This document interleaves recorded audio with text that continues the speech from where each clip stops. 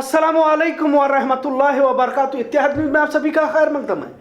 वैसे 10 तारीख बहुत दूर नहीं है, लेकिन पिछले कुछ अरसे से एग्जिट पोल का खेल देखा जा रहा है।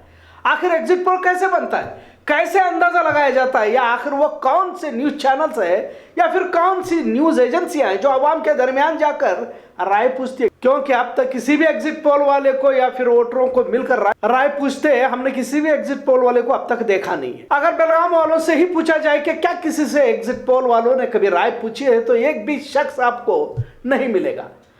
इसका मतलब ये कौन लोग होते हैं और कहां जाकर इस तरह का अंदाजा लगाते हैं, इसका अंदाजा लगाना भी बहुत मुश्किल है। खैर, अक्सर देखा यह गया है कि एग्जिट पोल गलत साबित होते हैं। इससे पहले भी दिल्ली हो या फिर बंगाल में एग्जिट पोल ने मुंह की खाई है। एक बार फिर यूपी में सबसे ज्यादा सीटें योगी को दिलाने का गोया मुकाबला लगा हुआ है। अगर जमीनी हकीकत देखी जाए तो कहीं पर भी योगी जीतते नजर नहीं आ रहे। अब टीवी पर 300 से भी आगे और कुछ भक्त लोग तो पूरे 400 भी भाजपा को देना चाहते हैं। अब ये क्यों देना चाहते हैं, इनकी अपनी मजबूरी होती है। और मान भी लो कि कुछ लोगों ने यूपी में योगी को वोट देने की बात कही भी हो, जैसे एग्जिट पोल वाले कहते हैं, तो इसे समझने की जरूरत है कि किस तरह गुंडाराज योगी ने चलाया है। कितने लोगों की कस्टडी डेथ हुई या कितने नौजवानों को झूठे मुकदमों में फंसाकर डर का माहौल बनाया गया। लिहाजा अगर किसी ने वोट नहीं भी दिया है तो वोट देने की बात कही होगी। हो सकता है कि वैसे तो किसी एग्जिट पोल वाले ने शहर में घूम फिर कर आवाम से राय लेने की मिसाल देखने को नहीं मिलती।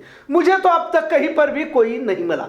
अगर बेलगाम की बात कही जाए, क्योंकि मैं भी पिछले कई सालों से सहाफत में हूं। खैर, अगर अब यूपी का देखा जाए तो डर खौफ का माहौल बनाया गया है। खासकर योगी आदित्यनाथ बाबा कम और गुंडागर्दी करने वाला ज्यादा लगता है, क्योंकि इसकी जबान देखो, इसके बयान देखो, अब तो बुलडोजर लेकर ही घूम रहा है। अगर कोई हुकूमत के खिलाफ है तो बुलडोजर चलाने की बात करता है, ठोक देने की बात करता है। अब ऐसे जुमलों पर 300 से भी ज्यादा अगर वोट करे तो इसे क्या कहा जाए, पिछले 5 सालों का ही अंदाजा लगा जाए तो यूपी में सिवाय हिंदू मुस्लिम मंदिर मस्जिद 20 बनामसी के साथ कोरोना काल में गंगा में लाशें बहाने का काम किया गया। क्या है, गोदी मीडिया खुद ही सवाल पूछती है और खुद ही जवाब देती है कि कोरोना काल में राशन तकसीम किया गया, लेकिन रोजगार भी छीन लिया गया। और बहती लाशों के साथ दिहाड़ी मजदूरों की वो तस्वीरें भी आवाम कैसे भूल सकती है। लाशें उठाने वाला कोई नहीं था, अस्पताल में बेड नहीं थे, मरने के बाद लकड़ियां नहीं थी, लाशों को कतार में रखने की तक नौबत आई थी। इन तमाम बातों को क्या आवाम भूल चुकी होगी? फिर कैसे कह सकते हैं कि फिर से योगी ही आएगा? यकीनन इस एग्जिट पोल के पीछे साजिश जरूर है। हो सकता है कुछ लोग बोलते हैं ईवीएम मशीन पर ठीकरा फोड़, लेकिन तस्वीरें भी इसी तरह की देखी जा रही है।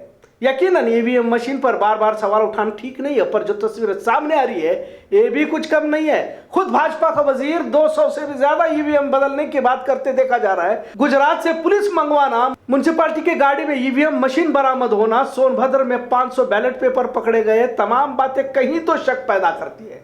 जैसे राकेश सिंह टिकैत ने कहा कि अब 2 दिन स्ट्रांग रूम के सामने पहरे देने होंगे और ईवीएम मशीनों को बदलने से रोकना होगा। और जहां भी पहरा दिया गया है एग्जिट पोल नाकाम होते दिखाई दिया, ऐसा भी कहा जा रहा है। दिल्ली में भी भाजपा की सरकार बनाने एग्जिट पोल निकले थे, उसी तरह बंगाल में भी ममता बनर्जी को एग्जिट पोल में हरा भी दिया था, लेकिन बाद में शर्मिंदगी भी जाहिर है। बंगाल में ममता बनर्जी ने इनका जीना ही मुश्किल कर दिया था। जहां भक्तों की दाल नहीं गल पाई एग्जिट पोल में भाजपा को मोदी योगी को जिताने की। एक और है, मुझे यह भी है कि चाटुकारिता का मुआवजा इन्हें मिला होता है, वरना तो किसी भी तरह योगी की जीत आसान नहीं है, पहले से ही कहा जा रहा था। लेकिन अचानक वोटिंग के बाद अक्सरियत से योगी हुकूमत जीतने के बाद कही जाने लगी। आखिर आवाम किस बुनियाद पर योगी को वोट करे, आज भी समझना मुश्किल है। वैसे भी अगर जमीनी सतह पर देखा जाए तो समाजवादी पार्टी की पकड़ काफी मजबूत है। ये भी उतना ही सच है कि एग्जिट पोल के जरिए कंफ्यूजन क्रिएट किया जा रहा है। अगर मान लो धांधली का मौका मिल गया और जिस तरह शक किया जा रहा है मशीनों को बदल भी दिया जा सकता है, तो फिर एग्जिट पोल सही होने का दावा करना भी आसान हो जाता है। कुल मिलाकर योगी की जीत का दावा शक के दायरे में आता दिखाई दे रहा है। जैसा राकेश सिंह टिकैत ने कहा कि स्ट्रांग रूम की निगरानी बहुत कुछ फैसले बदल सकती है। अगर मान भी लिया जाए कि एग्जिट पोल किया भी है, तो क्या लाखों लोगों में महज कुछ हजार लोगों की राय नतीजे तय कर सकती है? अब टीवी में चिक चिक कर कहा जा रहा है कि फिर से योगी हुकूमत 300 पार 400 पार, मतलब झूठ की भी इंतहा होती है। पर चाटुकार गोदी मीडिया की बेगैरती की कोई सरहद नहीं। मीडिया को इस तरह भी अपने मियार से गिरते कभी किसी ने नहीं देखा होगा। लिहाजा एग्जिट पोल के जरिए झूठ परोसा जा रहा है। अखिलेश यादव ने यहां तक के लोकतंत्र की आखिरी लड़ाई यानी कि आखिरी चुनाव कहा, मतलब किस जगह पर लोकतंत्र मुल्क का संविधान पहुंच गया है। इस संविधान को, लोकतंत्र को बचाने के लिए आवाम को जंग आजादी सड़क पर उतर कर लड़ने का पैगाम भी दिया गया है। मतलब आवाम नहीं चाहती पर किसी जोर जबरदस्ती से धांधली से लोकतंत्र का कत्ल किया जा रहा है और मीडिया जो चौथा सुतून है इसमें अहम किरदार निभा रहा है। इतना तो जरूर है कि एग्जिट पोल की आड़ में झूठ का माहौल बनाने की कोशिश की जा रही है, जिस पर मुल्क के तमाम शहरियों को संजीदगी से सोचने की जरूरत है। आवाम नहीं चाहती पर कुछ लोग तमाम तंत्र, तमाम एजेंसियों का और कुव्वत का इस्तेमाल कर इक़्तिदार हासिल करना चाहते हैं और यही सच्चाई है।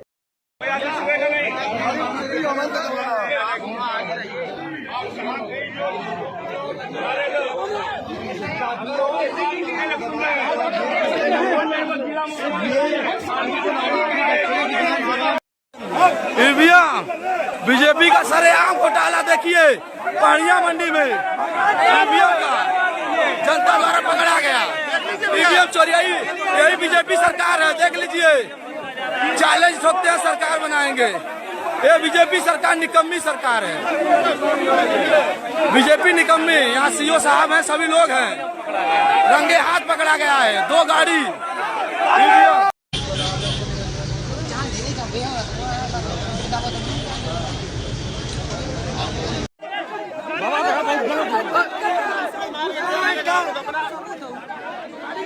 आप देख सकते हैं शहर दक्षिणी विधानसभा के लिए, ये देखिए आप लोग शहर दक्षिणी विधानसभा के लिए ईवीएम बदलने के लिए पूरी ईवीएम मशीन पकड़ाई है पहाड़िया मंडी में। जनता में आक्रोश। ये जो नरेंद्र मोदी और हमारे योगी जी महाराज जो दावा करते हैं सरकार का, ये इसी तरीके से दावा करते हैं। ये देख लीजिए निर्वाचन आवश्यक 2022 और इसी के अंदर ईवीएम मशीन को लेके आया गया है, जिसको यहाँ के लोगों ने पकड़ा। उसके बाद कोई प्रशासन कोई जवाब देने का कार्य नहीं कर रही है। प्रशासन कोई आवाज नहीं दे रही है, कोई जवाब नहीं दे पा रही है। और यहाँ पे मंडी में पता चला है कि उसके पीछे सुबह भोर में दीवार तोड़कर वहां से भी ईवीएम मशीन बाहर निकाला गया है। हुकूमत भले ही सब कुछ ठीक ठाक का नारा लगाती हो, लेकिन सच्चाई कुछ अलग ही होती है। योगी हुकूमत में हजार तकलीफों के बावजूद लोग कैसे वोट करते हैं, इस पर भी तबसरा किया। अब कर्नाटक में गरीब आवाम राशन को लेकर कितनी परेशान है, इस पर भी थोड़ा तबसरा करेंगे। आज ऐवान असेंबली में उमेश कत्ती को कटघरे में खड़ा करते हुए विपक्ष ने सर्वर डाउन से आवाम को कितना परेशान होना पड़ रहा है पूछा तो उमेश कत्ती के पास जवाब ही नहीं था। वाज़ह रहे कि करियो देहात और तालुकाओं में राशन के लिए लंबी लंबी कतारें लगाकर राशन लेना पड़ रहा है और कई दिन आना जाना पड़ रहा है। एक दिन अंगूठे के लिए तो एक दिन चावल लेने के लिए, इस तरह 2 दिन परेशानी उठानी पड़ रही है। लिहाजा BSNL से फौरी तौर पर राब्ता कायम कर इस मसले को हल करने को कहा गया। ना सिर्फ राशन दुकानों में बल्कि सब रजिस्टर दफ्तरों में भी सर्वर डाउन की परेशानी से आवाम को 2-4 होना पड़ रहा है। देहातों में मजदूरी छोड़कर घंटों कतारों में खड़ा रहना पड़ रहा है। तकरीबन 100 से भी ज्यादा देहातों करियों में गरीब आवाम सर्वर डाउन से जूझ रही है, ऐसा JDS कायद शिवलिंगे गौड़ा ने बताया। आज के हालात में दीनी रुझान जरूरी है। बच्चों में सौम सलात का शौक पैदा करने के लिए मकतबे खालिद इब्न वलीद चिकोड़ी की तरफ से जो भी बच्चा 40 दिन तक तमाम नमाजों को अदा करता है मुस्तकिल, इसे इनाम में साइकिल और लड़कियों को चांदी की अंगूठी बतौर इनाम दिया गया।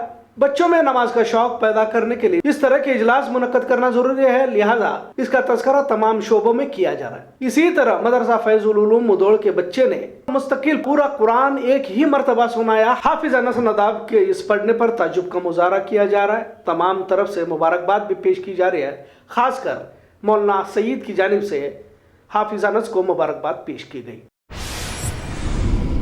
आज रियासती गवर्नर थावरचंद गहलोत की शहर में 3 दिन के लिए आमद हुई है। गवर्नर के इस्तकबाल के लिए DCM Hiremath, police commissioner doctor Borlingaiah, SP Lakshman Nimbaria और दिगर जिम्मेदारान मौजूद रहे। बरोज बुधवार विधान सौध में रानी चन्नामा यूनिवर्सिटी का कामयाब तलबाओं का कॉन्वोकेशन इजलास रखा गया है। गवर्नर के हाथों तलबाओं को एजाज से नवाजा जाएगा। इसी तरह विश्वेश्वरैया यूनिवर्सिटी में भी इजलास में शरीक होंगे। खबरों का सिलसिला यूं ही चलता रहेगा। देखते रहिए इत्तेहाद न्यूज़। शुक्रिया, अल्लाह हाफिज।